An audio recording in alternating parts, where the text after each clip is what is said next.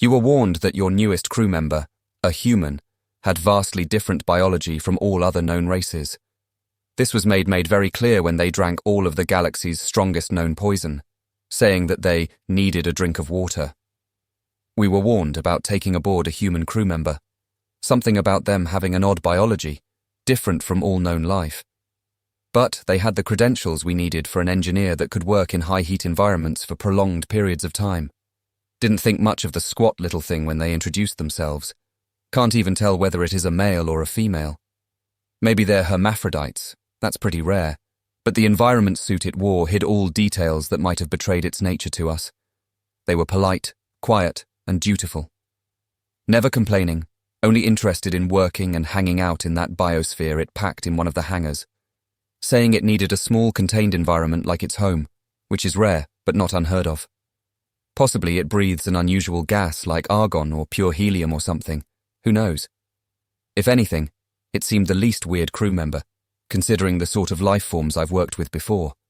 At least this one doesn't seem to drip corrosive acid everywhere or requires to mate once every rotation or it explodes. But I finally found out what made human biology so unusual when some of the other crew members wanted to invite the human to a game of Paradox Vostroyan draw. The human cautiously accepted, and it went fairly well, until they opened a bag and revealed a pressurized container with the words dihydrogen monoxide on it. Water, one of the single most dangerous, toxic, and poisonous substances in the universe. The human didn't notice, but we were all struck with fear, and worse, when they replaced a similar container on their environment suit, and through the suit's tinny speaker came the voice of the human saying, "Ah, lovely. Really needed a drink of water there." The human wasn't charging a weapon. They weren't going to suddenly poison us. The human was drinking water. I had to ask. If I did not, somebody else might have, and they'd have been less subtle. "Need a drink often?" The human shrugged. "Yeah, it slakes my thirst.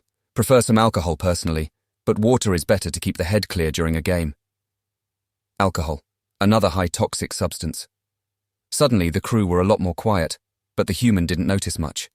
We all played nice, even if we were sweating ammonia or hydrogen fluoride. But afterwards, the crew treated the human very carefully, and me, as the captain, I decided to look into what the human was replicating. To my immediate shock and horror, the human was consuming not only high amounts of water, but also alcohol, and though they had special dispensation codes, they were also eating capsaicin-infused dust on their food. A Class 3 chemical weapon. Worried, I looked up human biology, and found that the more I understood, the more distressed I became. Natural production of combat drugs, a life form with water as its primary solvent, only previously thought theoretically possible. Immunity to most chemical and biological weapons, and to top it off, they breathe oxygen, a dangerous flame-feeding gas. And yet, this being, completely and utterly poisonous to all known forms of life, was merely fixing power couplings, or testing plasma injectors. So I told the rest of the crew while the human was sleeping, just to play nice, and to not under any circumstances bother the human. Most agreed, but unfortunately, some idiots never listen, not even under threat, so when they tried to slice open the human's little biosphere, which served as their quarters, they were met with the burning heat of the human's warm planet, and with dangerous toxic water. I still see their corpses when I close all my eyes, distorted, scalded, partially melted. I had to send them home in sealed coffins. The rest of the trip was very silent. The human said nothing, only kept working, and the crew stayed clear of them, not wanting to experience the horrible death that their compatriots had suffered. When we finally got to port, the human was paid, just like the rest of us did, and then they left without a word, trying to secure passage on a cruiser full of silicate life forms. I had a quiet word with their captain, warning them that the human had an unusual biology, vastly different. I could have told them the truth, but who'd have believed me? A species that drinks and consists of the most deadliest poison known in the universe. Nobody'd ever believe it if they didn't look it up themselves, and even then.